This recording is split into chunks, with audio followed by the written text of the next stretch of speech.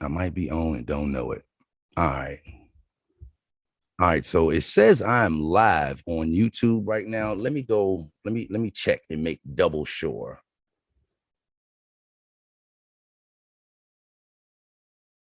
Let me check and make double sure. But I think we might be on right now.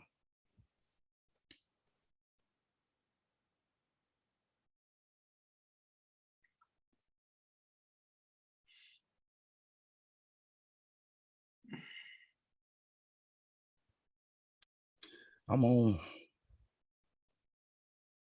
Oh. I think, hang on. There it is. Yeah. We're live.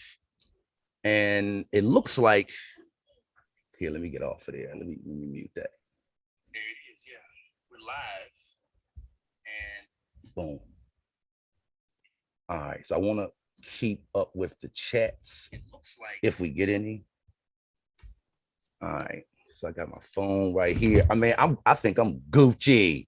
I think I'm good. I think I'm good.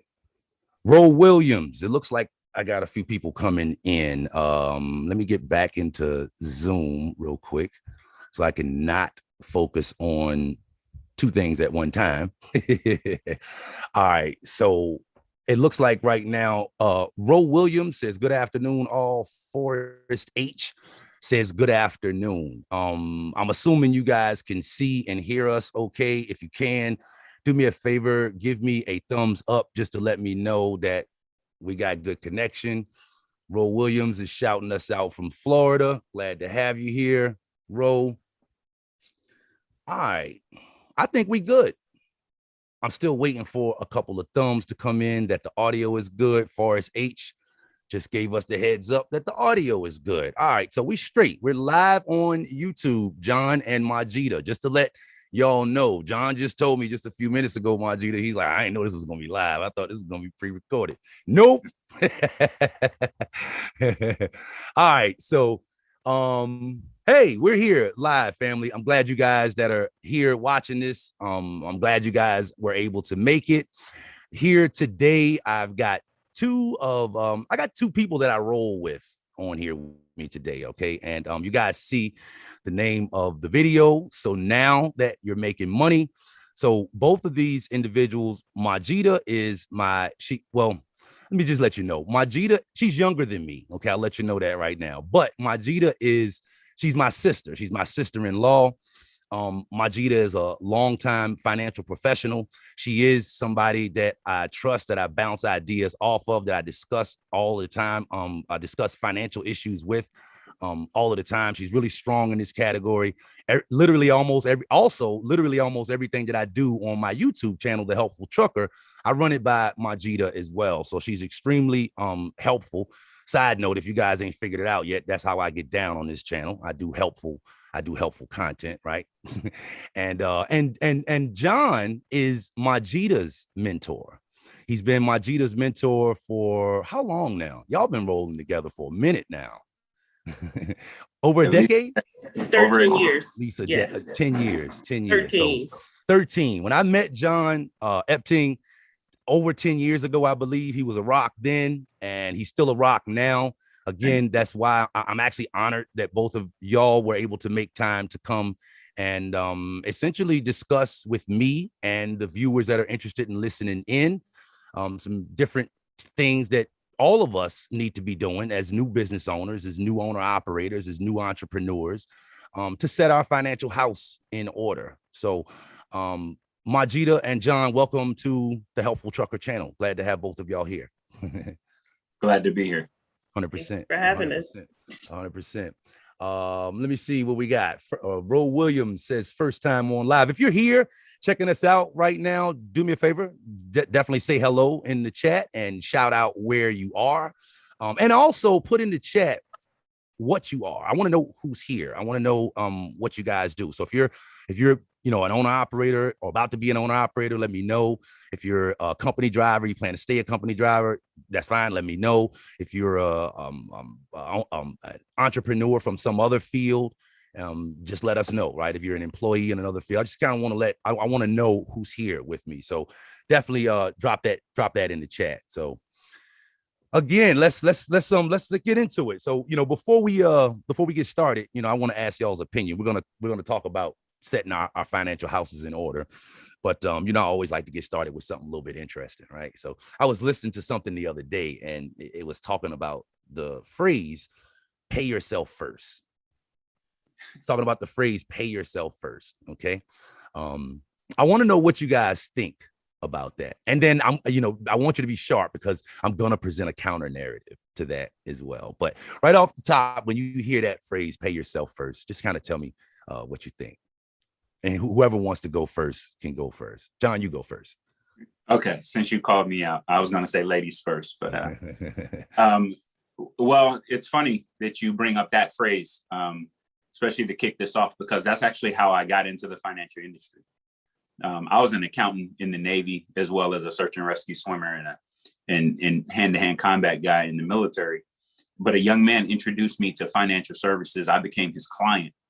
And how he got me as his client, because sometimes we don't feel we can save, we can do things. I had some debt at that time and had just went through a divorce and sold another company that I owned. So I financially, I didn't think I could save or invest.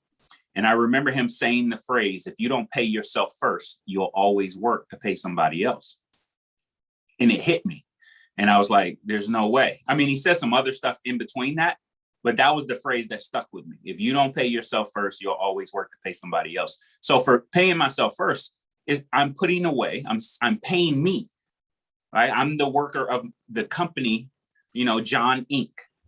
And I'm paying me first before I pay my mortgage, before I pay my office rent, before I pay the cell phone bills. I pay me, because one day I may not want to work, or maybe incapable to work, and I still need to make sure I can feed my family and live the lifestyle that I really want to live. So 100%.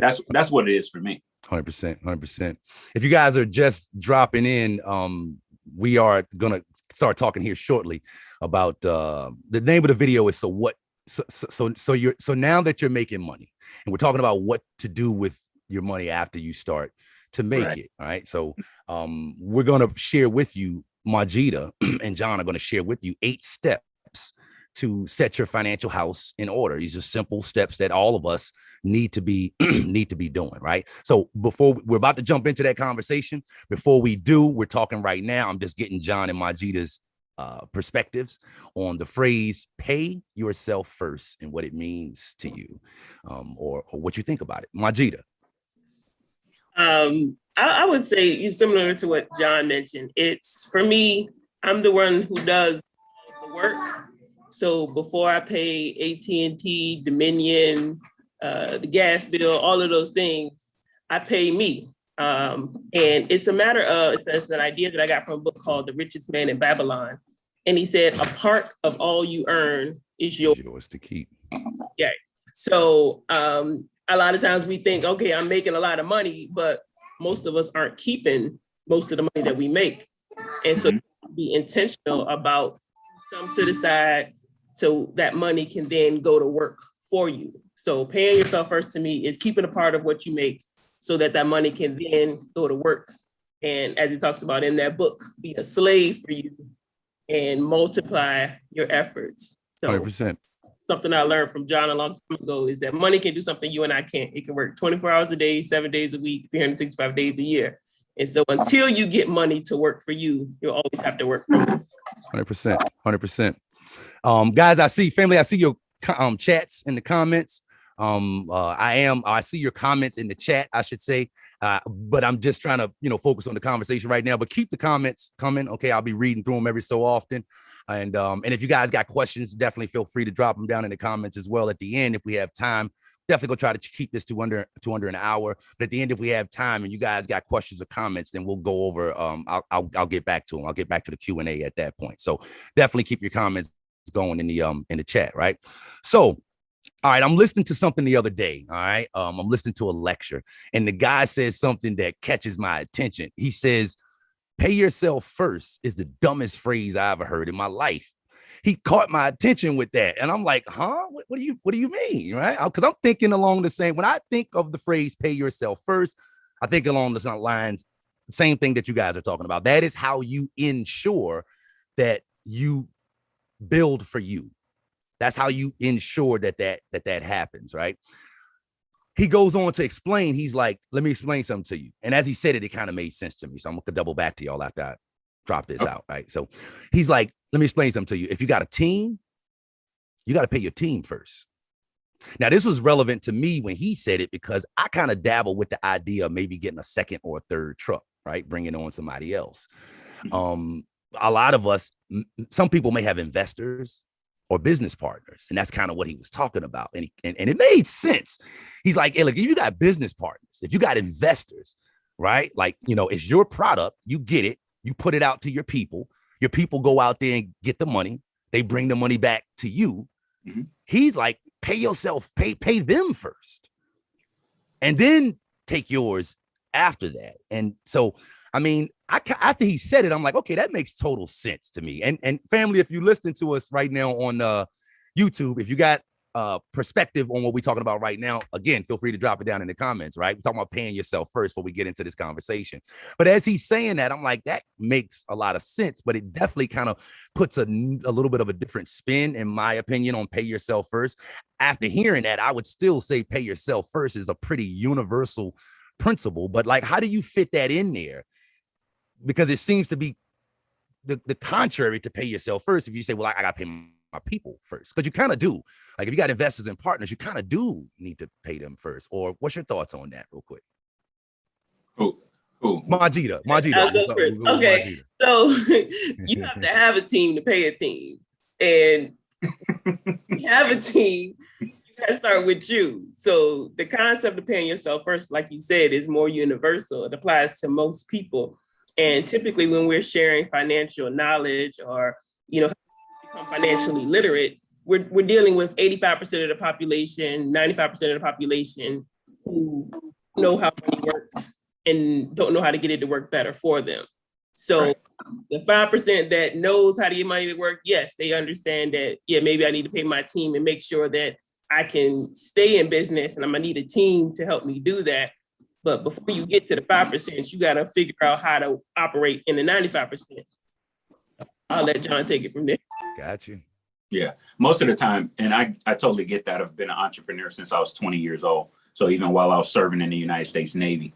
And when I owned my detailing company, this was way back in the 90s, and I went from 1 truck to 5 trucks, 11 employees. They were paid first, no doubt about that. But I also believe that was part of the flaw in my business system. Because I will say I did pay myself first, because I took out a $68,000 loan from the SBA at that time, and I was able to pay it off in 14 months simply because I didn't pay me. I was in the military. My wife at the time, my ex-wife now, was in the military. So we didn't need the income either, right? And then I bought another truck and I bought another truck. So what was I doing? I was kind of paying myself first by investing in the company. Reinvesting it and buying more trucks. Now, I'll tell you now at 50 years old, I was stupid and I should have did subcontracting. And so it's other ways, it's better ways to do certain businesses. But both premises make sense, because if you have a team, it's always the team over me. It's always the team over me. You will never, there is no such thing as a self-made millionaire. There is no, none of us exist. That's not true. We're all team-made millionaires. Okay. I don't care what they try to tell you. I don't care what they say on YouTube. They had a team, right? 100%. and how well they handle their team will dictate the size, the span of their growth, right? And I've learned this 100%. The hard way. I'm a good guy. I like to take care of people, right? But some people have different expectations. Also, because a lot of times they're employees and they're not the owners, right? So they have these expectations they don't even understand, right? I always use this analogy. The coach, I used to be a basketball player. The coach sees the whole game. The player sees their position.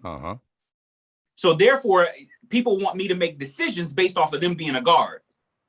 When I'm the coach, I got to pay attention to I got to pay attention to all the whole floor and then make calls from that. So 100%. in paying yourself first, it still applies. Matter of fact, I agree with Majida. You won't have a team if you don't pay yourself first. Makes sense. One last one. If you're by yourself and you pay yourself first, or even if you have a team and you pay yourself first, stay with me. When tough times come, now you have something to pay the team. 100%. Yep. I get it. That makes total sense. But I'm not saying whoever that speaker was wrong. Just sometimes you got to learn how to eat the meat and spit out the bones. Yep. You got to understand the premise and what world they're in and what they're talking about. Exactly. You're right. It's all about perspective. It's a little bit more than just a statement. Yep. Right. Sometimes we hear a statement and run. That is the reason why I wanted to expound on that, because again, like when most people think of the phrase "pay yourself first," they think what the subconscious thought is the first way we were talking about, you know. So yeah, I mean, it doesn't mean that the first way that you don't pay yourself. It don't mean that. You can pay yourself by, taking your money first. You pay yourself by reinvesting in your business, which essentially is something that you have to do, because you're never going to attract a team if you don't have nothing for them to come to. So definitely, yeah, I'm glad we shared the multiple perspectives on that phrase right there, right? So, and I just want to add real quick to that. Part of paying yourself is investing in your own education. So something John talk about all the time is like, if you don't pour into you, you don't have anything to offer other people. You don't have anything of value to add. So paying yourself first is also investing in yourself, getting the educations or the certifications or becoming knowledgeable in a certain area. And that attracts people to you because you have something of value to add. Did you see my video I did yesterday? No, I didn't. I promise you, I almost said those same words in the video I uploaded yesterday. 100%. Real quick, I got Hypermotion Transports is here with us. He says, "What up, big bro? What up, Hypermotion? Glad to have you here." He's an owner operator in ATL. Emmanuel Scott is an MDI newbie. That's a company that he drives for. Keep it going, helpful trucker. Much love, champ. Forrest H says, "I'm a soon-to-be CDL student that just left the toxic job.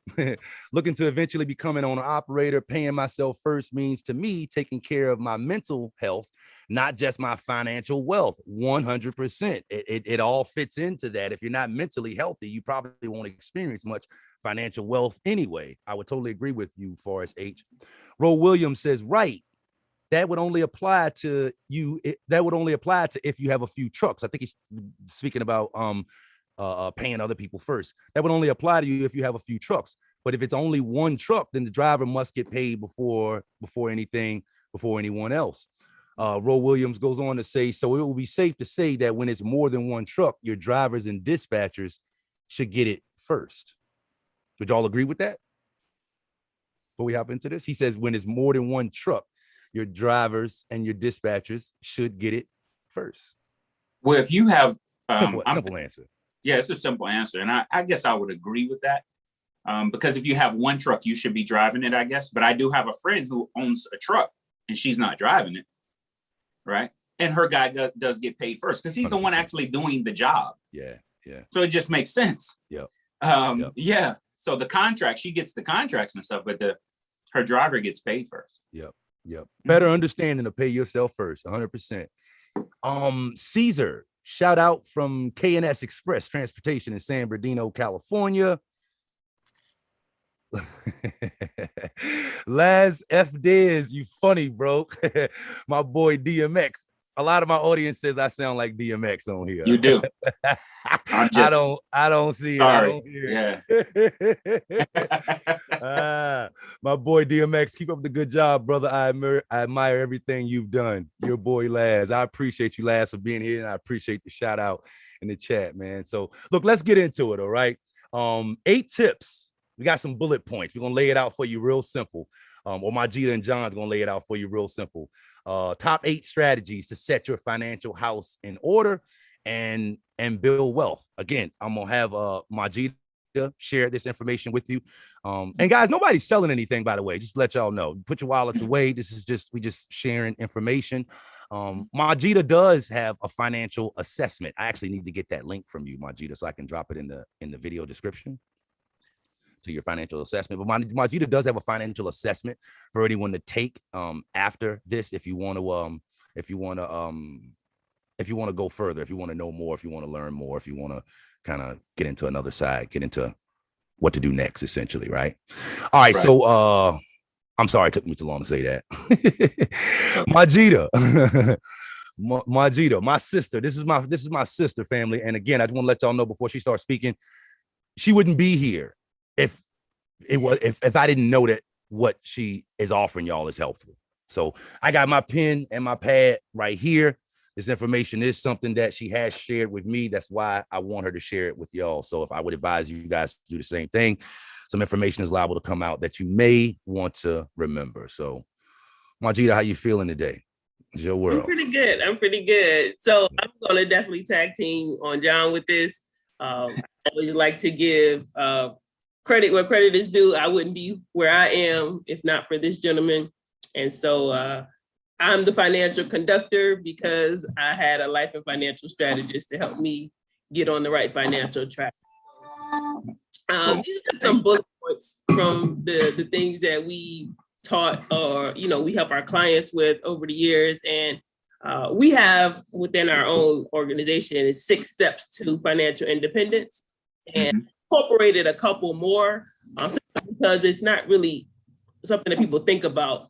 And so the first step here, everybody can see my screen here. Yes, I could see it. Okay. Yeah. So the first step is actually seek out a financial professional you can trust. And I'll let John expound on this, but something that he taught me a long time ago was that there's 4 reasons why people don't typically seek financial help. 1, they don't know who to trust. They don't know what questions to ask. They don't know where to start. And I added a 4th one. They think it costs too much money, right? And so, very good.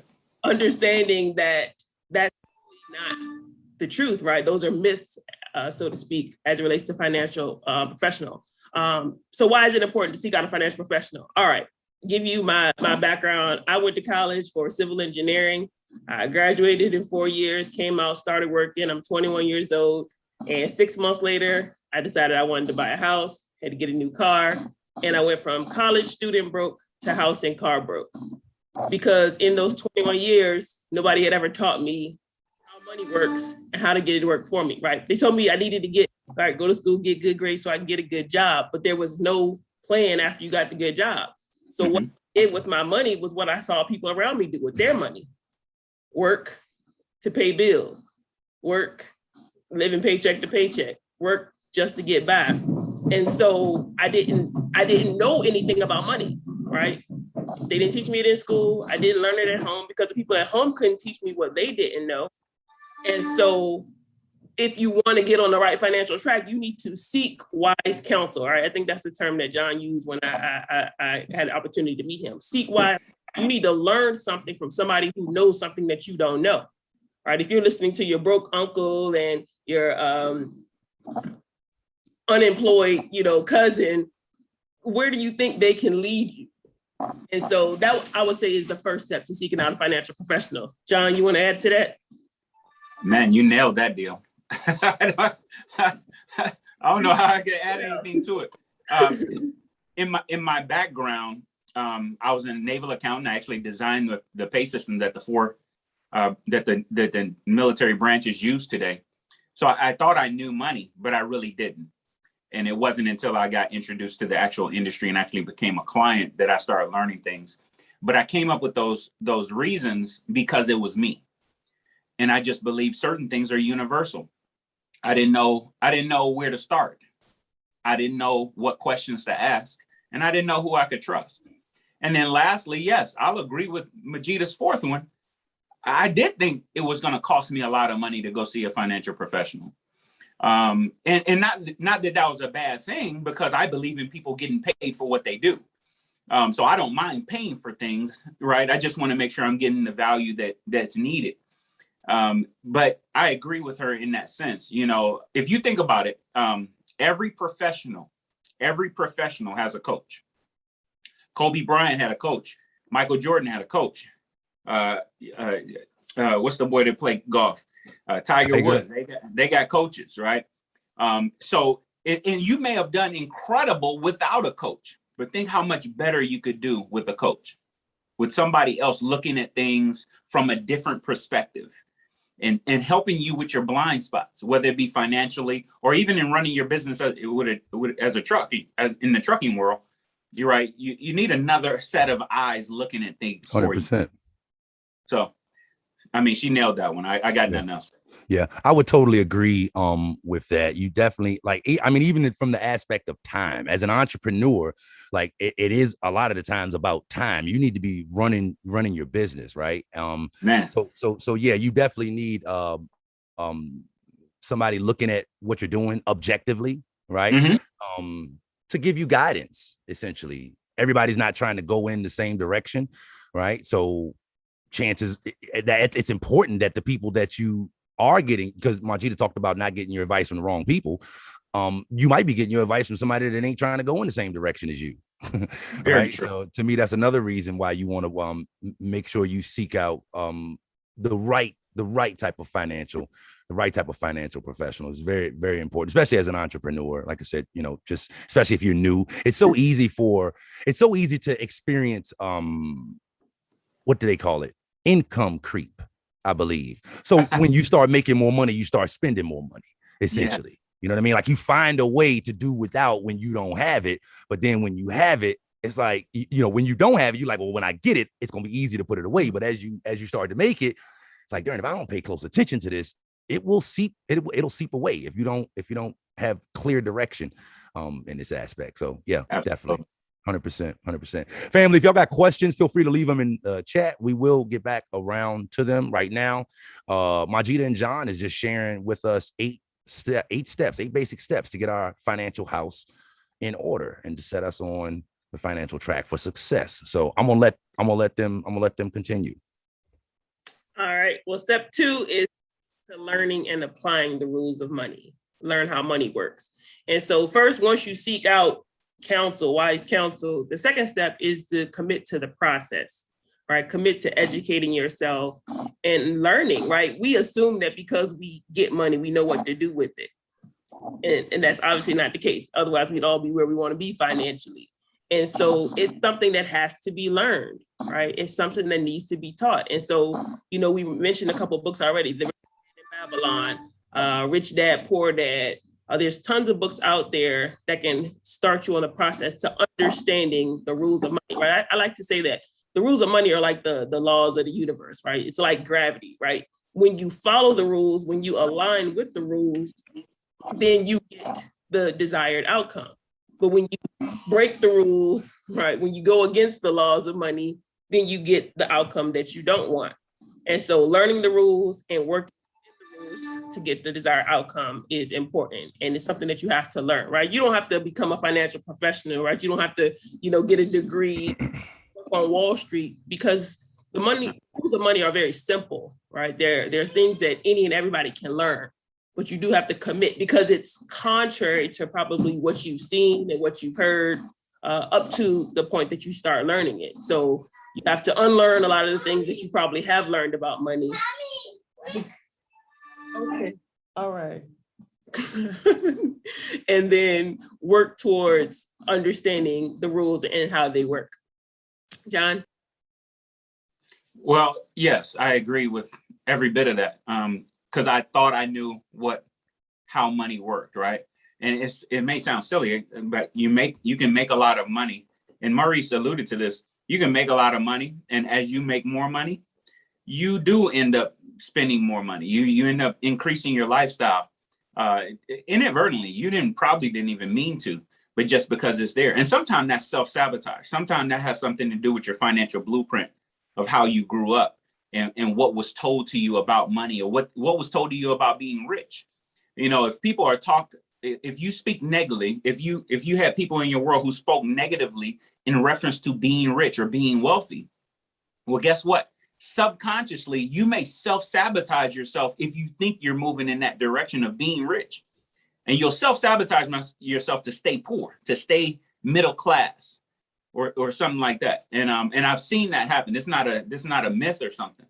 I've actually seen it happen, and it almost happened to me. Had I not read the books I read and got into the environments I was in, this would have totally changed. But I want to give some insight, though.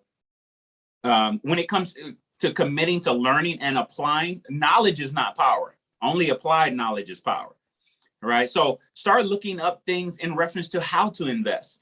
What are some of the best ways to invest? First of all, you need to know why you invest. That's why compound interest is important. If you don't understand compound interest, you won't understand why you're investing. Right? And when you don't understand things, as soon as a tough time comes, you'll stop. You'll stop that habit. So learning compound interest, or also known as rule of 72, if you want to look that up, compound interest / rule of 72, or dollar cost averaging. You know, what is an index? How does an index work? What are index products? All those types of things will help your brain start moving in a direction, and then you'll be able to eliminate things. You know, how much insurance should you have? When should you get it? What's the types you need? And all those types of things. Those things will change your life. You take all my wealth away from me today. Take it all away from me today. In the next 3 to 5, I'll have it all back, if not more. Not because, matter of fact, you can remove me from my business. Lord forbid, I don't want that to happen. But let's say for some reason, I couldn't do my business anymore, right? I will still have it. And it's simply because now I understand money and I know how to move in reference to not just making it, but putting it away. Because it's really not about how much you make. It's about how much you keep. Mm-hmm. So, and I agree with her. You got to learn how money works. And there's a lot of myths when it comes to money, like a lot. And you need to know what a myth is. A myth is a lie that's been told long enough, loud enough, often enough, with enough passion. And people start accepting it as truth. That's all a myth is. It's a lie told long enough, often enough, loud enough, with enough passion. And people started accepting it as truth. Yep. Interesting stuff. I want to read this comment from Chris St. Victor, talking about putting away, right? Chris sounds like he's doing a good job. Chris St. Victor says, I'm about to turn 23. So he's 22. Started driving in January as a tanker driver, and he's looking to go owner op. And he's asking me, do I think it's too soon? No, I don't think it's too soon. I can elaborate on that more, Chris, towards the end, if we have time. But no, I don't think it's too soon. He said, he gives another comment. He says that he's been saving at least half of everything he nets. Kudos to you, man. That's beautiful. Not having a family, not having like a wife and children and all that good stuff, and being able to do that. I'm assuming that's the situation you're in, Chris. But hey, kudos, man, because it is the habit. It is the habit. Nice. Like if you already have a family and you've got your finances worked out in a way that you're able to save half of what you net from your job, that's a beautiful job. That's a beautiful job if you've done that by 23 years old. But even if you don't have a family, a wife and children and all of that, and you're formulating the habit at 22 years old of banking half of what you make, I would say, going back to compound interest, like that is the start of it right there. Absolutely. So kudos to Chris, definitely. Kelta Russo travels, hit us up, says, did I just get a super chat for $5? Kelta Russo, is that a super chat you just hit me with? If it is, I appreciate that. Thank you very much. Kelta Russo says, I lost your comment. Where did it go? It says, hi, Maurice and everyone. Kelta Russo saying hi to you guys. HNHLS LLC. Good evening, family. Just going in. Glad to have you here, HNH. Chris St. Victor says, yes, I've been very blessed. No kids, I think. There you go, Big Bro. Glad to have all you guys here. All right. So I'm gonna let you guys continue on to step 3. I'm guessing you're moving on to step 3 now, Margita. You might have some more good stuff for us on step 2. Yeah, just real quick though. Part of learning the rules of money is that first step. You have a good financial professional, they'll help you with that, right? Somebody that you can trust, somebody that helps you with the questions, and somebody that can help you know where to start. So That's also why you have wise counsel, somebody that you can bounce ideas off. You mentioned earlier. That's really important. So 100%. And let me say this before you go in real quick, because Kelton Russo just said something that I want to make sure everybody know. Kelton Russo added $5 to the super chat and said, don't forget to tip your host. I want to let all y'all know that here, right? Don't forget to tip your host. I'm just joking, but feel free to send something over in the super chat if you want to. All right. Go ahead, Majida. All right. So third step, which is actually the first step of our 6 steps to financial independence, is cash flow. Budget your expenses, have predictable cash flow. And I worded it in that way because when we think about cash flow, oftentimes you might have cash, but it might not be flowing. You know, John, I'm sure, and I have sat across people who you're making more than what you're spending. Some people are spending more than what they're making. Some people are just breaking even. I know when I met John, I was almost down to the penny spending everything that I was making. I was precise about spending every dime that I made. And I went from a minimum wage job in college to a salary as in the construction industry, to a salary position in the construction industry. So I'm making like a lot more money, but I found a way, like we talked about earlier, to spend all of it. And so nobody ever talked to me about a budget. It was just like, what you want, right? You have the money when you look in your bank account and you can swipe your card or you can write a check or whatever the case is. You don't realize that there may come a time where, you know, and John helped me to understand this, there may come a time where like something comes up, right? You're an emergency away from getting into more debt. You're an emergency away from going backwards, right? And I have this job, like I said earlier, go to school, get good grades, get a good job, but I didn't have a plan after that, so I was drifting. I didn't know what to do, much less with my life. Definitely not with my money. So understanding that I needed to know how much was coming in, how much was going out, and what was that bottom number, right? What was the what was left over? And based on what was left over, I could then start to work towards goals, right? But I had to figure out some goals for my life because I didn't have any past that, right? I got the job and I know what else to do after that point. And so having clarity, having a vision for your life, you know, like your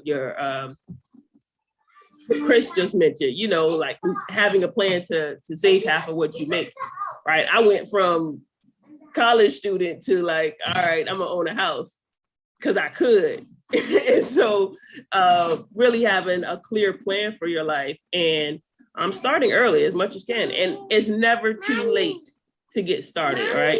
So go ahead, John. Well, when it comes to budget, I want to change the word though, right? And I believe in budgets, okay? But I'm noticing in our world, people don't like the word budget, just like they don't like the word discipline. Those are cuss words now, right? And nobody like to be cussed at, right? So what if you had a cash flow plan or a spending plan? Right? A spending plan, that's all a budget is. You tell your money what to do, right? I used to tell clients this all the time. I still say it every once in a while on stage or something. If you don't tell your money what to do, you'll wonder where it went. So what if you had a plan on what to do? And listen, I've done this with people who make $300,000-$400,000 a year, and I've done this with people who make $30,000 a year. Right. And believe it or not, I have clients that when I first met them, one particular couple was making almost $400,000 a year. And I think that's still a lot of money. I mean, you know, $400,000 in a household income is pretty good.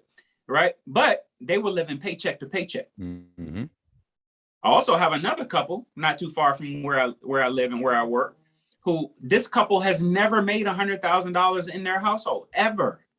He's 62. He's 62 and she'd be 60 this month. This is August. Yeah. She'd be 60 this month, right? They were multi-millionaires 9 years ago when I met them. They had $2.2 million in cash. So it's never about what you make. It's about what you do with what you make. Yeah. And see, when you have a good spending plan, now you kind of know what's happening. You know where things are. And a lot of times, and I'm an example of it. Before this, my first advisor, the first guy I sat down with, and how I got advised to somebody who I knew I could trust was actually somebody who worked for me. Somebody who worked for me introduced me to someone, and I knew because that guy wouldn't put me in harm's way, I could trust this guy. So a good referral is always good. You know, the strongest form of advertisement is word of mouth, right? So if you trust somebody, you can trust, you know, what they're sending you to, right? But you still got to do your due diligence, though. You still got to fill them out, okay? But I was what we figured out. I was eating out $800 a month at that time. Now this is 21 years ago, but I was eating out $800 a month. Now, I do very well now, and $800 a month is not really a real number for me anymore. As you know, I could lose $800 a month, and we might not realize it. But believe it or not, I still budget that, and I still remember that. And most people think 800 a month. Like some of y'all, I'm sure if I could see y'all faces, y'all 800 what? Hey, it's not the big stuff that makes that happen. It's the little stuff. It was $3 here, $4 here, $7 here. And that adds up. The average person spends $30 a day. And if we do that over 30 days, that's $900 a month. Mm-hmm. Right. And that was for me just eating out. So think about if you play lottery, or if you smoke, or if you go to Starbucks or Wawa or 7-Eleven a lot. Any of those types of things can make that number get even bigger. Yep. Right. But once I got a spending plan, that changed. And it wasn't because I made more money or anything. No, actually, it was just because I was more aware. And awareness plays a huge part. So I promise you, I find my clients, I find money for them. And it shocks them every time. It's actually kind of funny. It's really fun to watch across the table. They're excited yet pissed off. It's like, how do we know? Yeah. Thank you, John. All right. So get a good spending plan, guys. I promise you. And look, and first of all, if I don't get to say this, I appreciate everybody that got on here who will watch this, right? Because if you're getting on here, that means you're an entrepreneur, you're an inspiring entrepreneur in the trucking world. And you guys already know, you guys kind of run our country. We can't get goods and services without you guys. So I appreciate you. I appreciate things differently than most people. I served in the military. I've been shot at. I jumped out of perfectly good airplanes. I'm dealing with a back issue right as I'm speaking. And I probably didn't appreciate the military until I was out. Yep. That's how it is a lot of the times. Because when I was in, it was just a job. You know, Yep. I got to go here. I got to go to Afghanistan. I got to go do that. I got to go. Right. And now that I'm out, it's like, oh, my God, I get to do this because they do that. Yep. Right. Well, same thing with you guys. If it wasn't for you, that garage full of toilet paper and stuff I have probably wouldn't be there if it weren't for you guys. I appreciate that. That is 100% true. Quick question before we continue on. Because we're talking about saving money, right? What's your opinion on avoiding, beating, evading inflation, preventing inflation from eating into whatever money you are trying to save? What's your take on that? Yeah, is that pointed to me? I thought you were going to say taxes. I thought you were going to say taxes. And first of all, I want to. Well, I'm asking about inflation because I got somebody in the chat that's actually asking about that. Oh, okay. So yeah, I'll talk about that. But let me say this first. Never try to evade taxes. Okay, that's illegal.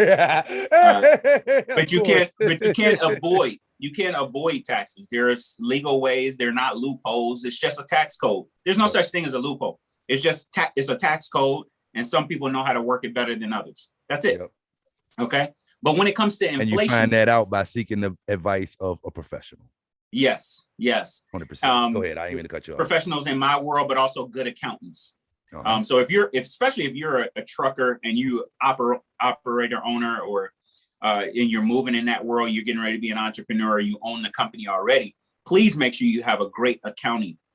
Your accounting team will make you money, right? So that little bit of money we pay them is nothing compared to what they'll make us, because they also have ideas on how to maneuver things, even in paying your employees. But anyway, let's talk about the inflation thing. Inflation is the buying power of our dollar, right? So the cost of goods and services and things that's happening, like things that happen in our world, right? COVID is affecting inflation. the fact that lumber prices went up, all those types of things. And sometimes it's supply and demand. Sometimes it's because no movement was happening. It's a lot of different reasons. Avoiding it, I don't see that. Outpacing it, I can see that.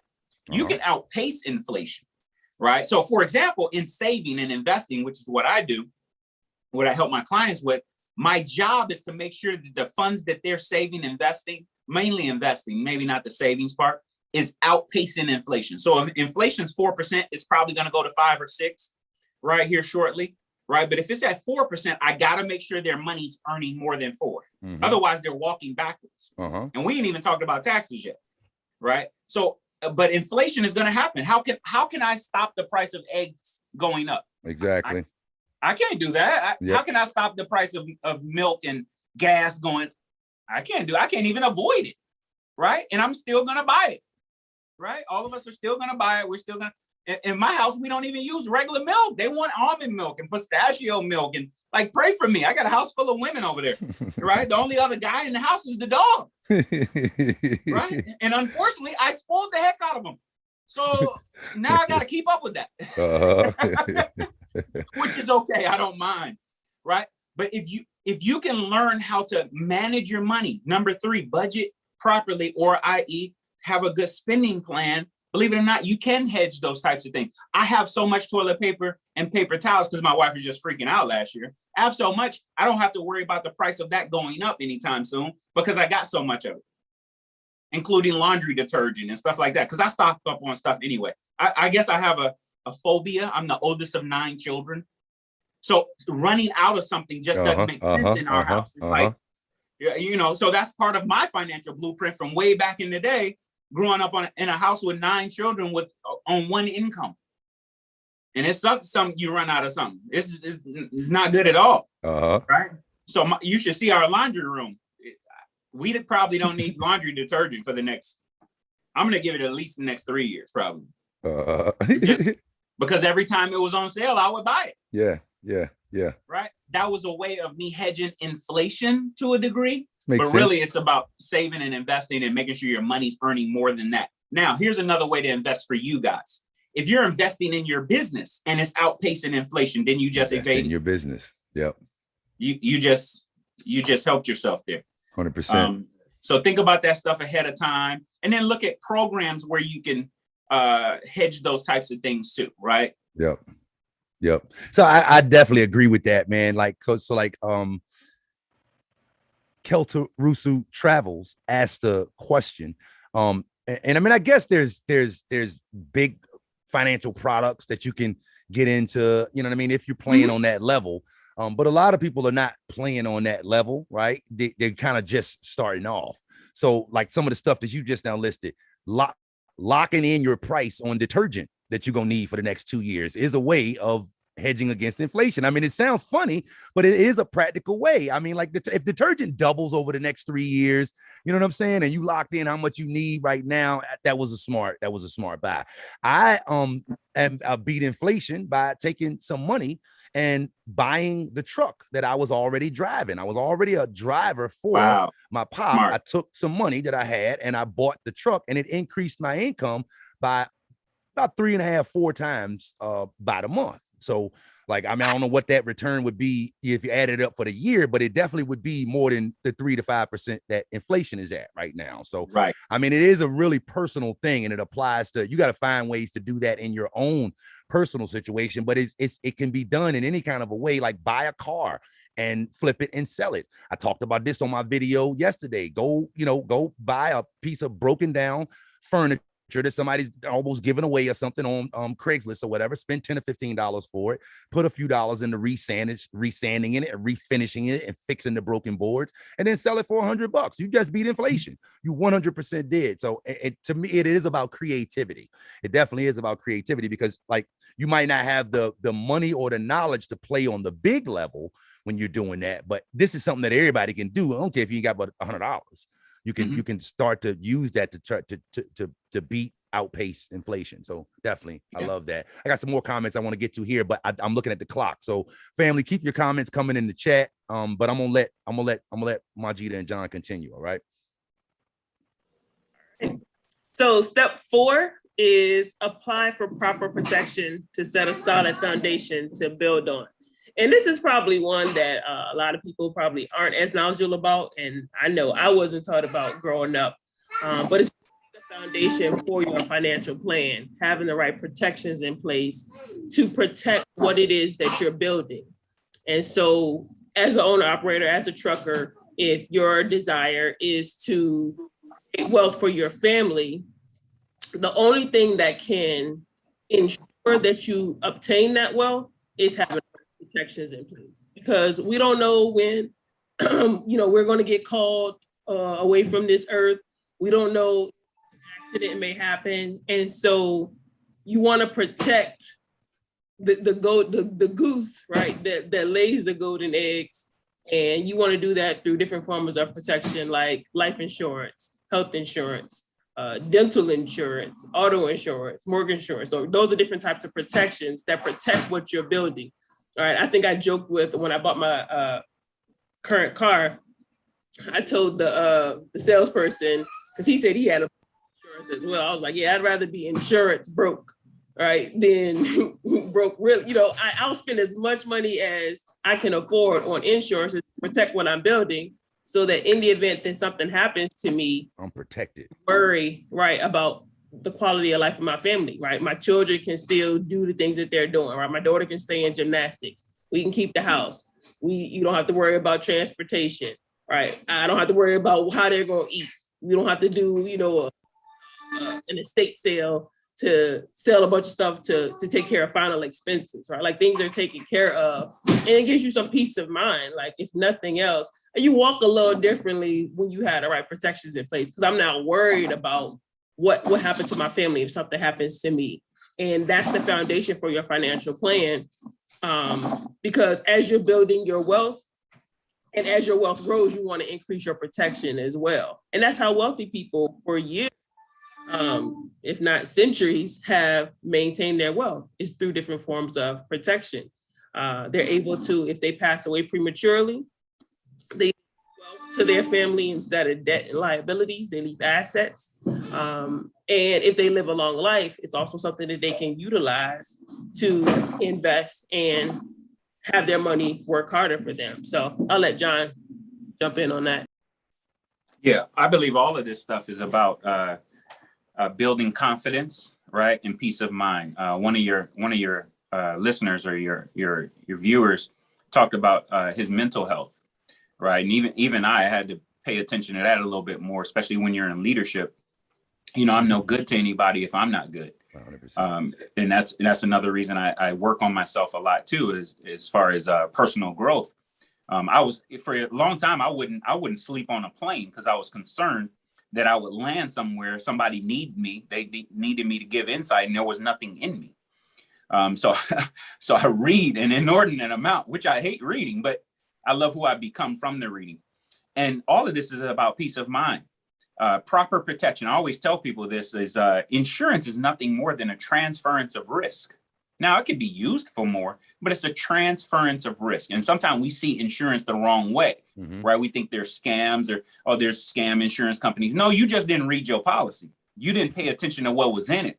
There's no scams. There's no loopholes in them. No, you didn't read. You didn't pay attention. And you only listened to what the guy told you instead of reading it. Right? Nothing against those people, right? But I believe just be upfront, be honest with people, right? And then there's so many companies, we can find whatever you want. Whatever the thing you're looking for, almost. There's companies out there that probably do that, right? Yeah. But if you go to one particular person who only does one thing, he's just going to try to sell you that one thing. Exactly. Right? So insurance is a transference of risk. Why do you have car insurance? Why do you have insurance on that truck? Because you don't want to go out there, hit somebody, have an accident, something like that, and you have to pay for it. So what did you do? You transferred the risk to whoever that company is. And now they take the risk.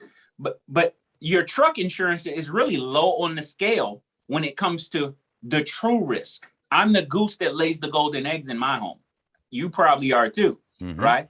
And sometimes we insure the golden eggs more than we do the goose. God dang, yep. And that's horrible. I can't tell you how many, I've been at this 20 years now, almost 21 years. This past week, I did my 19th death claim check. So 19 of my clients have gone home to be with the Lord and on to other things.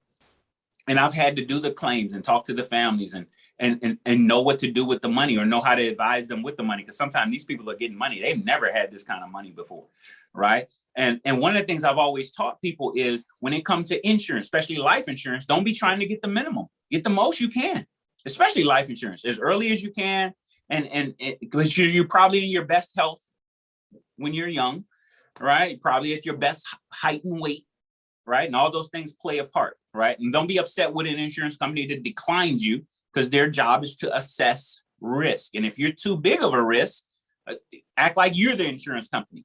So you own the car insurance company. John is asking for a car insurance policy from your company, but I got 6 DUIs. Do you want to give me the policy? Nope.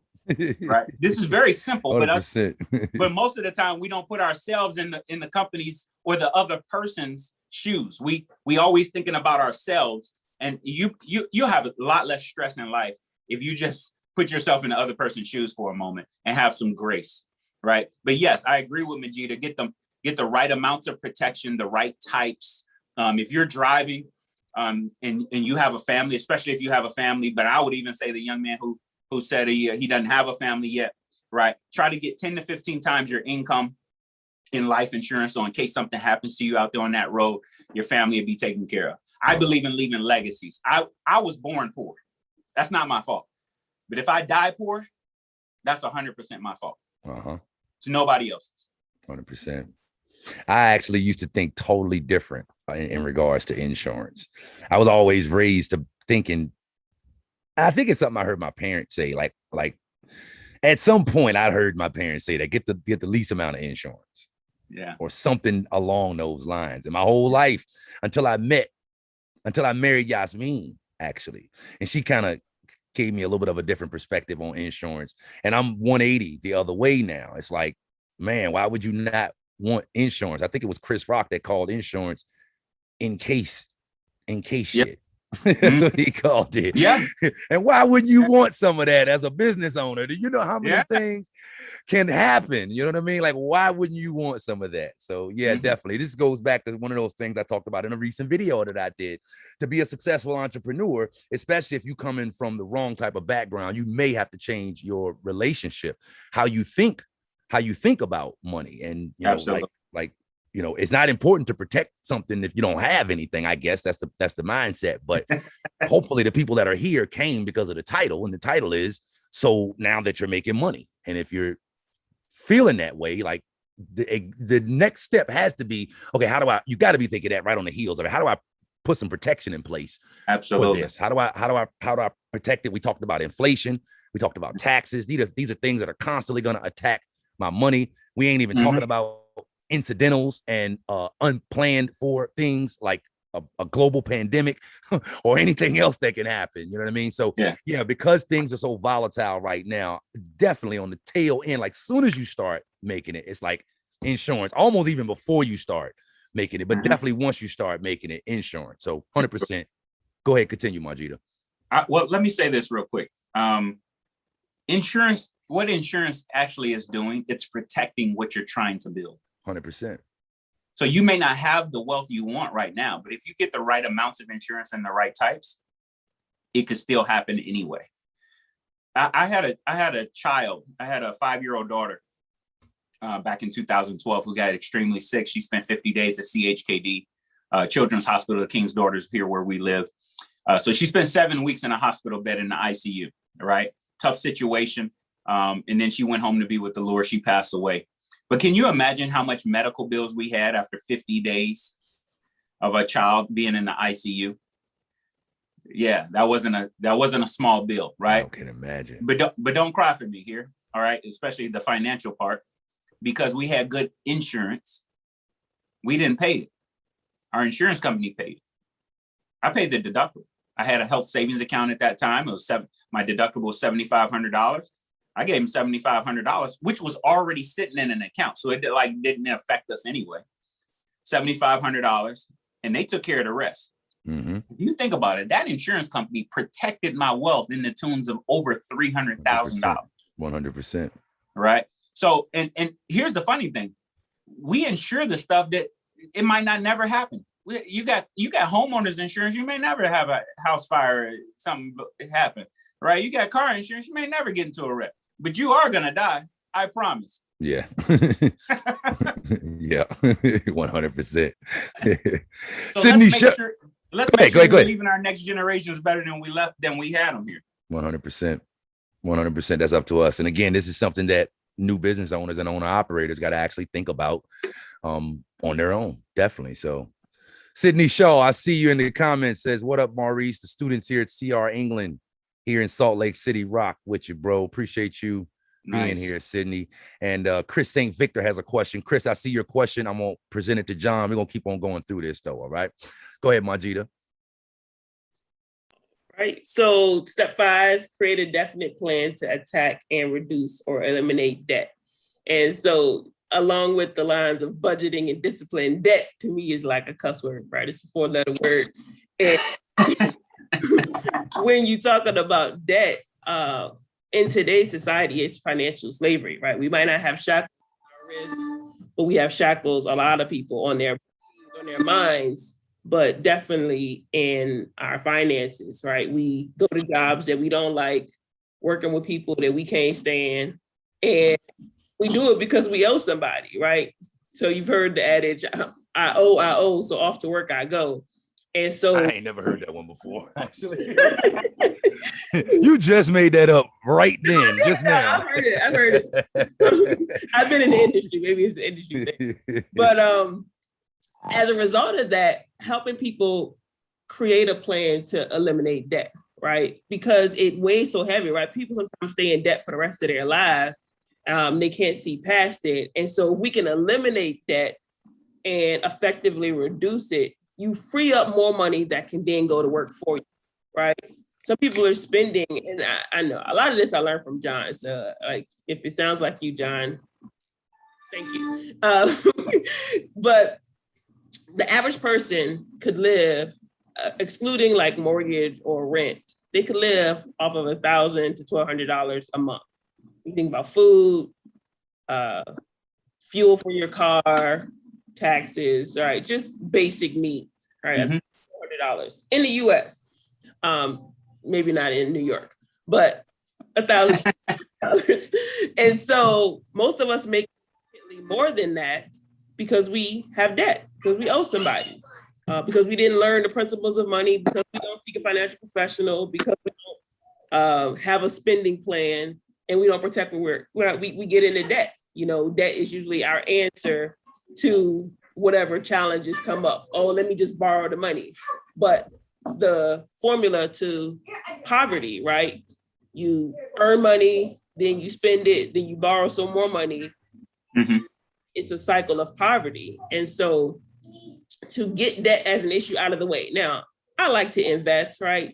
So I'm not going to get into the good debt versus debt. That's really not important in this conversation, because if debt is controlling your life and you're making the minimum payments on bills, or you're using debt to buy stuff that doesn't increase in value, then debt is not serving you. And so the goal is to eliminate the debt serving you, right?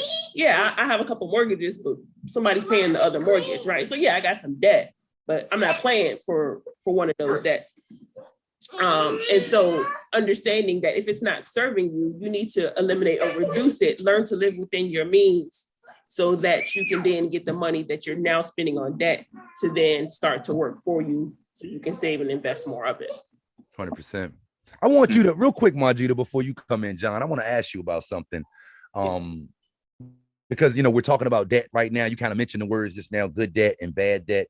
And you also mentioned earlier that you feel at a certain point in your life, like you said, you went from college to wanting to buy a house too soon. Is that kind of how I understand you to say that, or too quick, basically?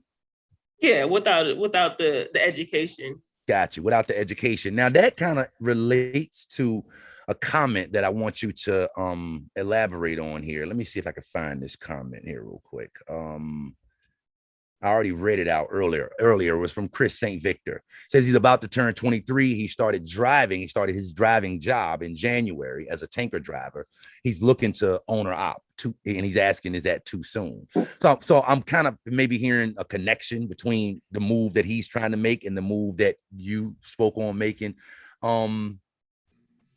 If a person was looking to make a move, we'll pretend it's not Chris that you're talking about, because obviously you don't want to give him advice for what he should be doing. But if it's a person looking to make a move like that, from here to here, in hindsight now, is there a way that you could have known how to be in a better position? Would you have done it differently if you could have done it, you know what I mean, all over? Yeah, knowing what I know now, yes, I would do things differently. But I don't personally believe that there's like a bad decision. You make a decision and then you make it right. So I learned from making that decision at 21 years old, right? All right, I was thinking, okay, buy an asset, right? Because I think I might have very rich dad, poor dad maybe by that point. Or so I'm thinking, okay, I'm getting an asset. But I didn't realize that, all right, me paying for the asset is not an asset, right? It's a liability because I have to pay for maintenance, repairs, all of this stuff that's associated with the house. And so recently I've gotten better educated about investing in real estate. And so it would make more sense to buy a multifamily property versus a single family home, which is what I did, right? I wanted something for me to live in versus getting something that somebody else can pay for from the beginning. So in the beginning, I was paying for the mortgage. Mm-hmm. Somebody else is paying for it because I'm renting it out. But if I could have gotten educated, and I think that's part of why I added that, just like you have to learn the rules of money, anything you want to get into, you need to educate yourself about. 100%. So even with Chris, right, if he educates himself about trucking, right, he's watching your channel, he's getting some insight from you, he finds a mentor that can help him. No, it's never too soon because he's doing the work. So there are going to be, I would agree, he's going to have to learn. You're going to have some hiccups and some things that are going to occur. But if you go in with the mindset that whatever happens, I'm going to learn from it. I always 100% mindset into whatever I do. As long as I learn something from it, then it wasn't for naught, right? So you can talk all you want to. You watching my channel. You talk all you want to. I promise you, so many things that we saying that's right, almost word for word in videos that we talk about. But maybe it's because we mastermind together. Yeah, maybe that's what it is. That's what it is. That's what it is. That's what it is. Yeah, I'll piggyback into that a little bit. I agree with Majida in reference to, and I'm not saying go by, in Majida's particular case, go by a multi-unit home. Right. But even in planning, let's say she didn't want to be a landlord. Right. Because some people just don't want to be a landlord. They don't want they don't want to own extra real estate. They just want their home. Right. When I'm thinking of planning for that, just make sure you have enough in reserves before you step out. So I'll say that to Chris as well. Let's make sure we plan out. Let's make sure we plan out how much is the truck going to cost if we go out on our own. How much is that going to cost? Are we leveraging? Are we taking a loan to buy the truck, or are we paying cash for the truck? Is it smart to pay cash for the truck? Those are all things you need to think about, because if you're buying cash for a truck, you're probably buying a used truck, which may have more miles, which may have some issues, right? So therefore, we want a little bit more reserves to take care of those issues as they come up. You buy a new truck, okay, yeah, now you got a payment, but at least I don't know about, semis that much, but maybe it's got a warranty, or maybe it's some other things. Maybe you ain't got to worry about certain things breaking down as fast, so forth and so on. But it's all about planning. Plan that out. Scripture even talks about that, right? Count the cost before you go building something, right? And I love the fact that Chris wants to step out and be a freaking entrepreneur, bro. And he's only 22. But at 22 years old, but check this out. There's for every level, there's different devils. So you need to know that. You need to know up front, hey, for example, Majida talked about buying a house, right? She figured out going from renting to buying, more responsibility when you buy. 100%. Okay, when you become an entrepreneur, more responsibility.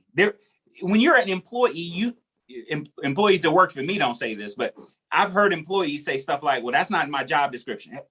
You don't work for me. That's your last day, the day you say that.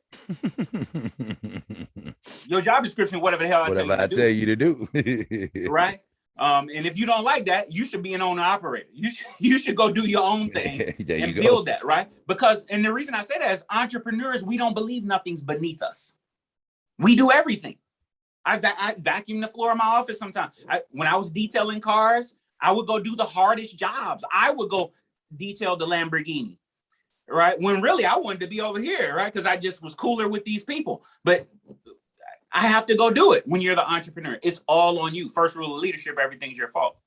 So when it comes to debt, yeah, there's good and bad debts, right? But some people should never just be in debt because they're bad at managing. Yeah, 100%. They're just horrible at managing. Yeah. Believe it or not, it's some people who should never own a home.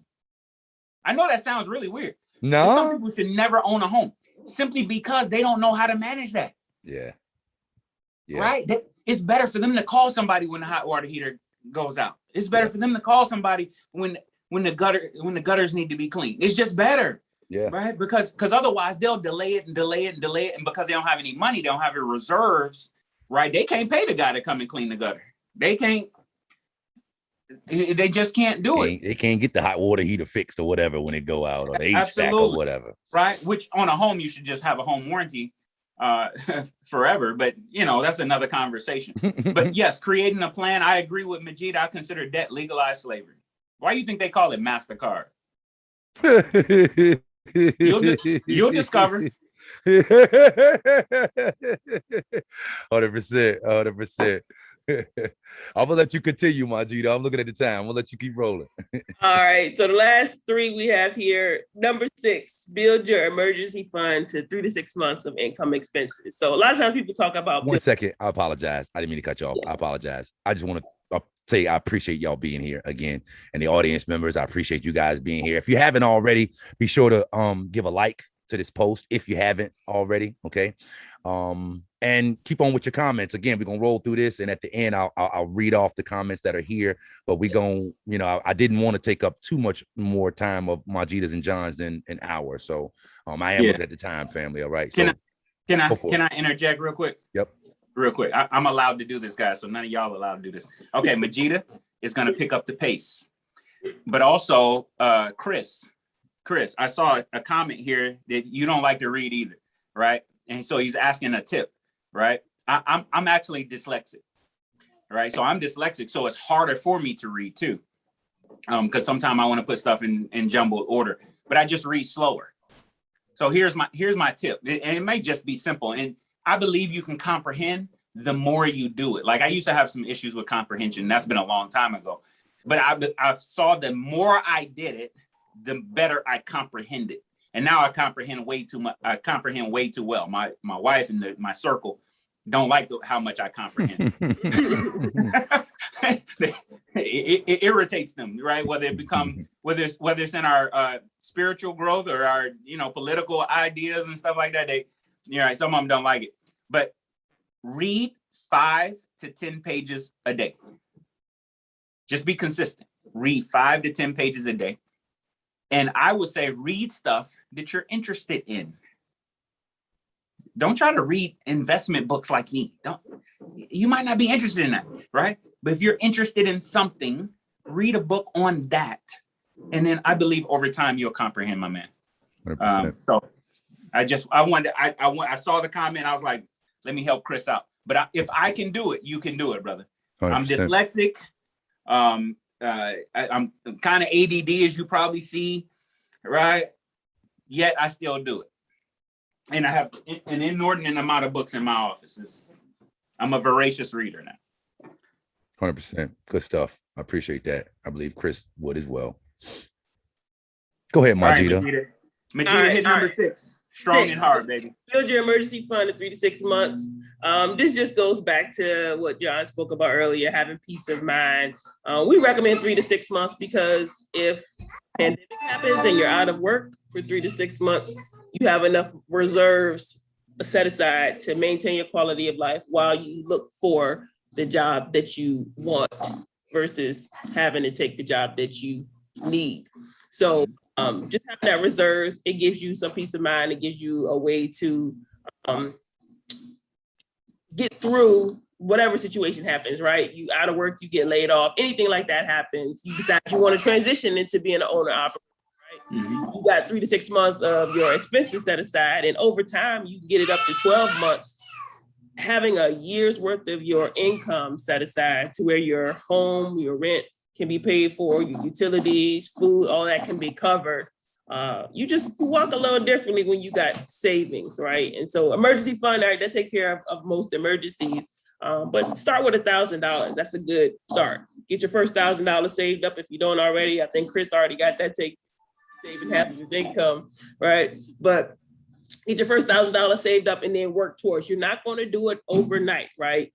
But if you started saving 10% of your income every year, in 10 years, you'll have a year's worth of your income saved up, right? But if you can't start at 10%, start at 5%, right? It might take a little longer, or over time you can increase it, the percentage that you're saving. But when I got started, I was saving maybe $150 a month. That's the amount that I got started with 13 years ago, 12 years ago when I became a client at John's. $150 was all I could afford to save.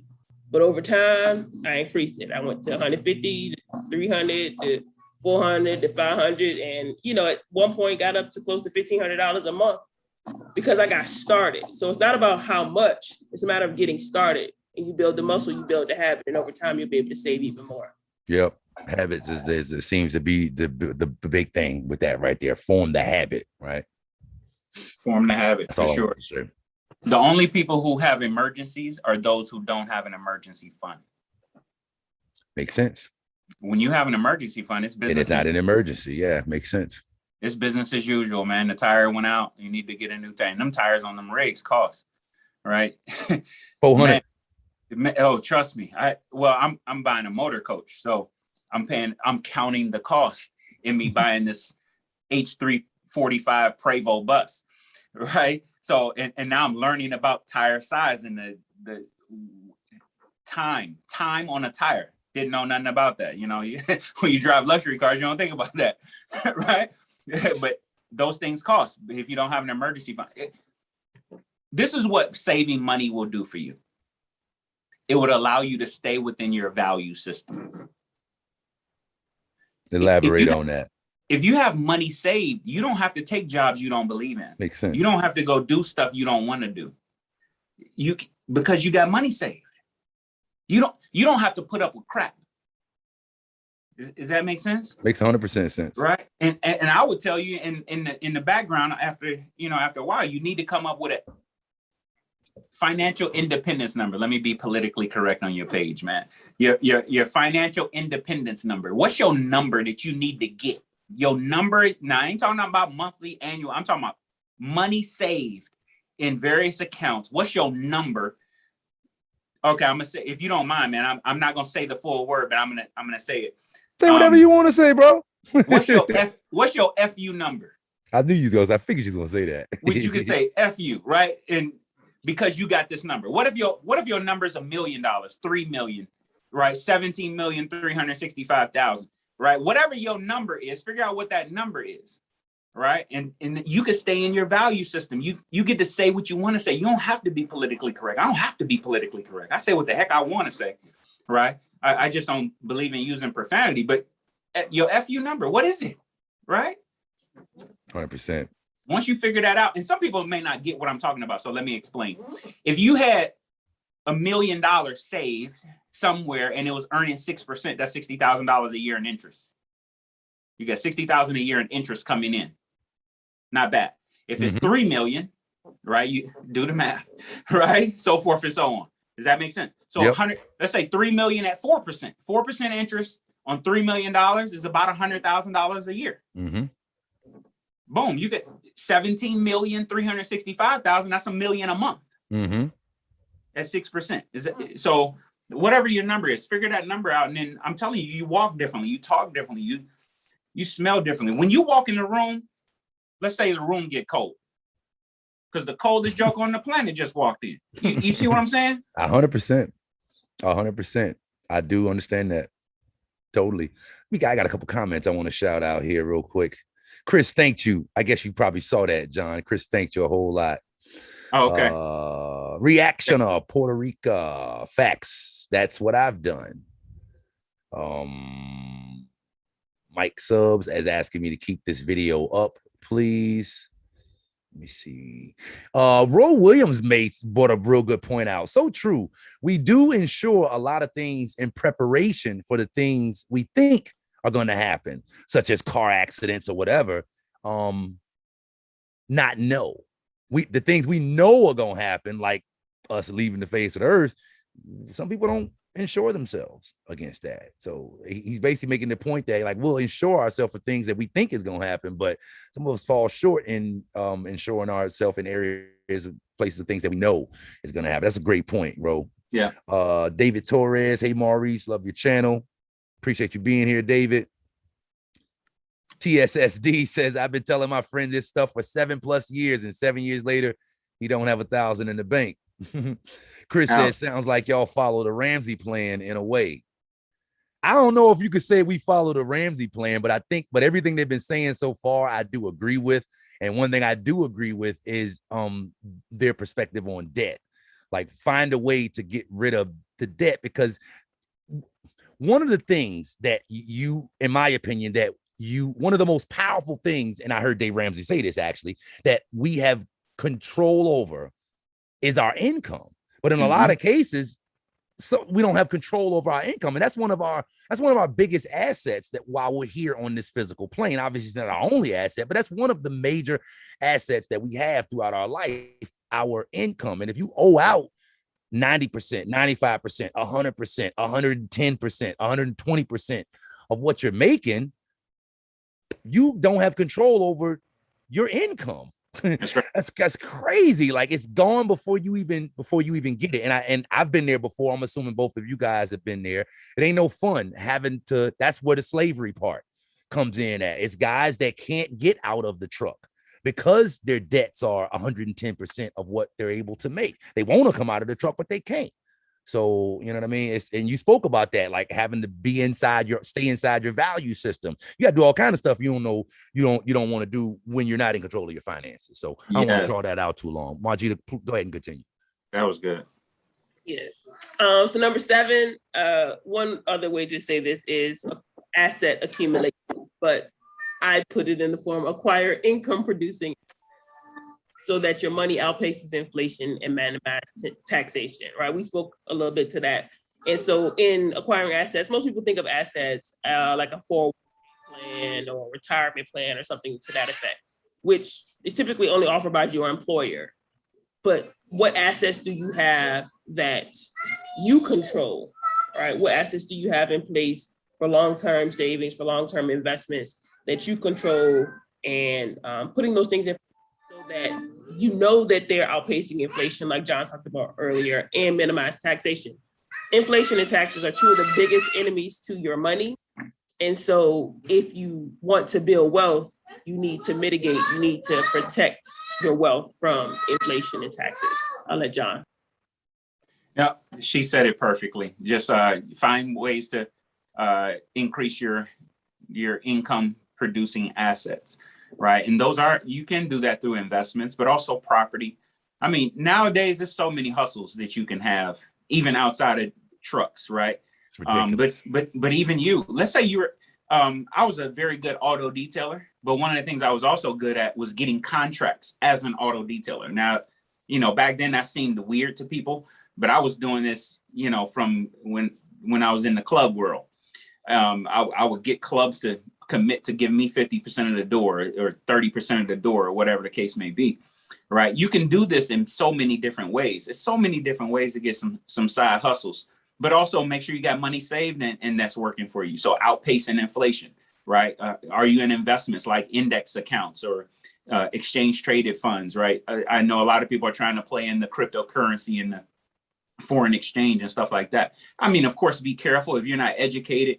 Seek some education, seek some wise counsel. Go back up to number one that Majida talked about, getting with one of us, and we can help you through those types of things. But index insurance, stuff like that. I love Dave Ramsey's program to a degree, but I don't agree with everything he says. And that's because I'm out here in the real world. I see actual situations where all of that wouldn't work. But as far as the debt part, yeah, And don't get me wrong, I'm not saying be debt-free forever. That's what Dave would say, right? Pay cash for all your homes. Pay cash for all your homes. I wouldn't say that, especially in this climate right now as a veteran. All right. Some of my veterans, I'm able to point them in the direction to get mortgages at 2.2%, 2.3%. That's cheap money. So why would I have them remove money that's earning 10, 12% to put it somewhere where they could only pay 2%? That doesn't make sense. That math doesn't work, right? But some people should get debt free. I was debt free from 2003. I'm still debt free, but 2003 to 2016, I didn't own a credit card. Didn't own one, right? So even all the traveling I was doing, all of the rental cars and all that stuff, we was paying cash for that stuff. Mm-hmm. But then we got, our habits are good. So we got to a place where, now my wife has one credit card, and it's really because of the points, right? The travel miles and stuff like that. I fly my mom places, right? I got a sister in Switzerland. I got a brother in London. I can fly my mom places for nothing, right? Because we start using that credit card. But some people should never be in debt, and you should acquire assets that will make you money, right? So, multi-unit homes, whatever the case may be. But you can do it. Don't let anybody tell you can't do it. Just seek some good counsel. Develop a team around you that can get anything done. That's what I got today, right? If I need some legal advice, I probably have 30 different real estate lawyers in my network, because some of them deal in DUIs, and some of them deal in divorce, and some of them deal in estate planning. But I got at least 30 of them that I could pick up the phone right now, and they would actually answer and get stuff done. I got real estate agents. I got mortgage people. Develop you a good system, a good network of people that can help you in these things, and make sure you bring value to them as well. 100%. 100%. The subject of buying income producing assets, like I actually put it on my page a while ago, just as a question. I like to get people thinking. The question was, what's a better investment? And I'm not asking you guys this, but the question was, what's a better investment? A semi truck or a rental house, right? I was thinking one time, I heard somebody say something to me one time. They said, man, real estate is one of the only things that you can borrow money for and somebody else pay the loan back. And I'm like, I had never thought about it before. I'm like, that's like when you think about it that way, that's freaking brilliant. Like, think about that. You borrowed $200,000 and somebody else got to pay the loan back. But I'm bringing that up right now to this group full of truckers right here, and owner operators maybe, because, you can't, I thought about it. I said, I can do the same thing in a truck. I could do the same thing in a truck. The freight that I pull right now for the broker that I pull for, like, people are urging me right now to have a conversation with him to ask him, hey, look, can you, you got room for another truck, another 2 trucks over here. A family member was telling me the other day, he said, man, shoot, if I get in over there, I would buy a brand new truck, a 2021. I'd stick it over there where you are. That person would take care of the freight. I'd stick a driver in it, and I would run the play. That was his exact words. Essentially, he'd borrow the $150 for the truck. He'd put it over there. He'd stick a driver in it and let the driver make the money to pay the loan back. So I'm just bringing it up because it's the same. It kind of is the same. And you can do that in a lot of spaces. You borrow the money and put it into an asset that can produce some income, and now somebody else is paying the loan back. You're getting the equity. In the case of real estate, you're getting tax breaks and all other kind of stuff as well. But the point is, like, that's how you can acquire an income producing asset. And I guess that kind of touches on good debt and bad debt as well, even though we don't really want to get off on that either. So beautiful stuff. That was beautiful. And I want to, real quick though, I want to share something that I learned from one of our associates. She said, wealthy people leverage, poor middle class people labor. So what y'all is leveraging, right? Finding a way to leverage your time, right? Which is something that we all have in a finite amount. We don't know how much we have, but we have a finite amount of time. So the more we can leverage and put people, resources to work for us, the more time we're able to buy back. And so last but not least, number 8, preserve your estate, leave a legacy to transfer wealth. And that is definitely one that's close to my heart, because I was able to actually put that in place this year, actually put an estate plan together. So what I wanted to share, from all of the concepts that we shared, they're very practical things that you can do, right? It's not this far-fetched, complex thing that you don't understand or you can't do, right? There are tangible things that you can do to apply each and every one of these steps. And preserving your estate, I talked to an estate planning attorney. She put together a plan, an estate plan, which essentially, how she described it to me, it's like a safe deposit box. And so everything that I have or everything that I own, the assets that I currently have are in that box, right? And I have the key to that box. But if something happens to me, I have an estate plan, which essentially is directions or instructions to who that key goes to when something happens to me and how to manage the assets that are left behind. So when you want to leave generational wealth, when you want to create a legacy, like you have to tangibly do things to make that happen, right? You can't work your whole life and make a whole bunch of money and build a lot of wealth and not leave instructions, because the government sets the instructions if you don't leave them.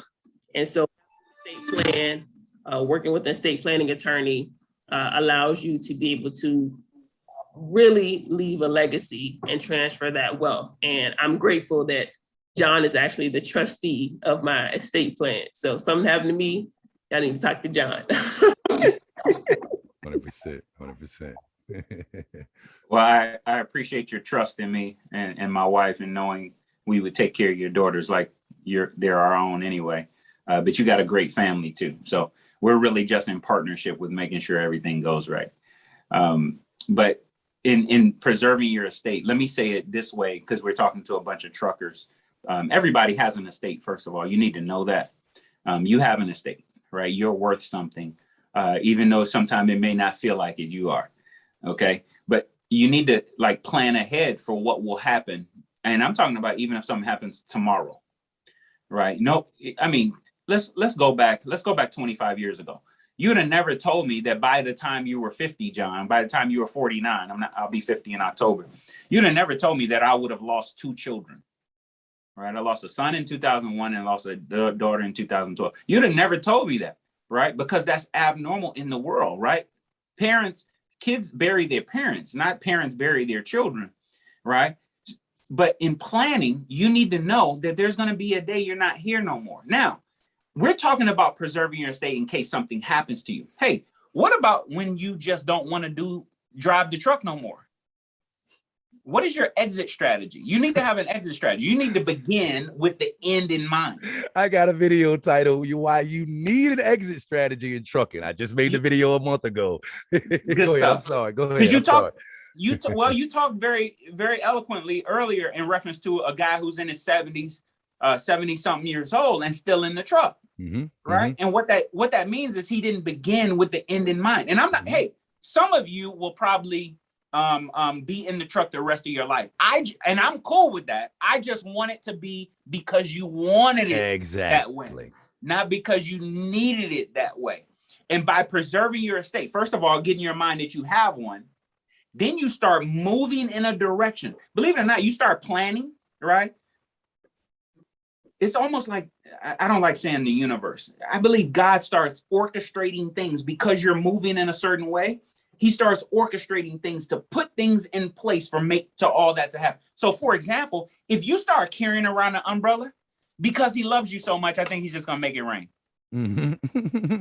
Okay. So financially, if you start putting things in place financially, I believe he's just going to make sure all those things are filled up for you and taken care of for you. And then there's going to be a day you leave the planet.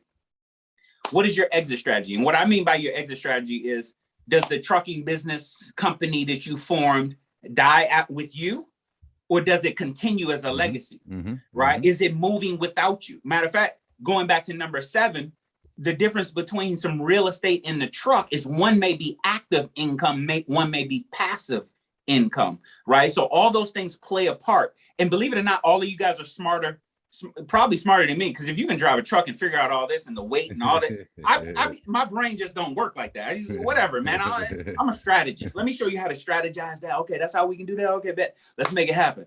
That's just how I am. So all of us have our own gifts, right? Plan out this strategy for the rest of your life and even beyond you. I believe in leaving an inheritance. My scriptures tell me I'm supposed to leave an inheritance to my children's children. So I'm trying my best to put things in place. I ain't thinking about my daughter. I'm thinking about her children and what we're going to leave. And I want to make sure, this is where I started in life. I want to make sure that the generations that come after me all start over that. We ain't never going back here again. And if they don't, it ain't going to be because you didn't put it in place for Absolutely. them. What? Yeah. And I'm going to make sure I'm teaching them as we're building it. I'm going to make sure I'm teaching them as we build it so they understand, they appreciate. Let your children know this. There's some tough times. Let them see that there's some struggle and there's some work ethic involved, and you got to get up and do it and make it happen, that your feelings don't matter. And it's more about the strategy and what you got to do. And that way they'll adapt to that. That's how I adapted that. I saw my mom and dad just grind it out and didn't know it was developing a work ethic in me. I had no idea until I got into the United States Navy. And then I was doing this and I was taking initiative and I looked weird to everybody else. Everybody else, I looked like a superstar. And all I was really doing was just what my mom and dad taught me. I don't know no better, right? If we do all those things, your financial life will look so much. And here's the cool thing. It will translate from generation to generation. That's my true belief. I just believe it will. Right. And if you do that, man, can you imagine your family having your picture over their mantle at home? Right. And that's my great grandmama. And she the reason we get to do that's my great granddaddy. And he the reason we can do this and that. Boom, boom, boom. All 100%. These things that we talked about today, that's what it'll do for you guys. 100%. 100%. Majida? Good. Okay, I didn't know if you had anything that you wanted to say or not. I didn't know if you had anything that you wanted to say or not. Yo, these was nuggets. This whole last hour and a half, this has flown by. It really didn't feel like an hour and a half, and I'm looking at the clock the whole time. So, again, I want to say I appreciate both of y'all for giving me and my audience some time just to give us your perspective, your mindset, give us some nuggets, give us some jewels. If you don't know, you don't know, right? But if you know better, some people will do better if they know better. So knowledge is not power. It's the start of it. You get the knowledge and then you got to apply it. So a lot of the stuff that they've been discussing with us on this Zoom, YouTube live, whatever you want to call it, because we're in Zoom, guys, actually. But all the stuff they've been talking about, it's like we got to put it into practice. It doesn't do us any good to know it and then not actually put it into practice. And most of us in the trucking world know people that have not put these things into practice. A lot of people, trucking is just like any other industry. Truckers make good money, generally speaking, but it's just like any other industry. Like most of the people that's in trucking, the assumption is most of them are not doing very well. The good thing is with a sound financial education and some knowledge, and you brought this out earlier, John, and I would totally agree with this, it's less about how much you bringing in. It really is less about how much you bringing in and about what you choose to do with what you bringing in. And that's what we've been talking about. That's what all of these 8 steps that Majida and John been laying out. That's what this is about, right? The little things that you can do. These are things that are simple to do, as my one of my mentors used to share with me. I think they're simple to do, but they're also simple not to do. Both of those I would say applied. So again, thank you so much for you guys coming here, and it's a few comments on here I did want to read off because the people did take the time to put them up. TSSD, he's saying he had $8K in debt when he started trucking. He paid it off and minimized his expenses. Now he comfortably lives off of 1 week pay, and I saved the rest. I mean, beautiful. To be able to live your life on 1 week's pay is a lot less stressful. Like the job might still have you doing stuff you don't want to do or whatever, but it's not a matter of paying your bills. Like you got to you can't be productive when you're in that state. You don't make the same decisions when you're thinking about day to day as opposed to when you're thinking about next year. They're different decisions that you make. So kudos to you, TSSD. He says he just learned about a solo Roth 401k. Y'all got any thoughts on IRAs? Beautiful plan. Absolutely. So the solo 401k is for somebody who's self-employed. Yep. They have to have a certain business structure. So you can't just be a sole proprietor. You do have to have an LLC or S corp or C corp, C corp, that you're or an LLC filing as an S. But yeah, great plan because you can put a little bit more. Roths are the ones that's for your self-employed people, correct? Yeah, the solo. Got you. Okay.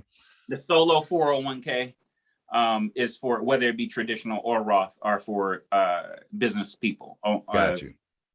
Self-employed people, if you will. Got you. But I'm glad that TSSD picked the Roth option. So therefore, no taxes will have to come out on the back end. Gotcha. And a traditional one, obviously, is one where the taxes come out on the. Yeah. You take a tax deduction today, but really, I mean, the taxes aren't that high right now. So yeah, right, unless you make over 600,000, you're not being affected by the largest of the tax codes. And then in that sense, you shouldn't be a sole proprietor or LLC. You should probably be an S corp at that point. I'm glad you cleared that up because I don't really know too much about 401ks and stuff. That's just not my vehicle that I use to save money and build wealth in. So yeah. I'm glad you were here to clear that up. You know, you have access to me, and you definitely have access to your sister-in-law. So 100%. 100%. If you ever have a question, you know exactly. You got my number. You got my cell phone number. 100%. 100%. All right. So, hey, family, that's pretty much it. We're gonna wrap this up. I appreciate all of you guys for being here. Somebody asked in the chat, am I going to keep this video up? I'm not 100% sure. I'm probably not. I'll probably be chopping it up and then releasing it. So if you guys missed any of this and you want to be able to see it, be on the lookout. I will be uploading the significant portions of this live stream to the YouTube channel. And again, I appreciate the super chat from Keltarusu. Again, I appreciate that. So that's pretty much it, family. I appreciate all you guys being here. John and Majida, I appreciate y'all. Pleasure.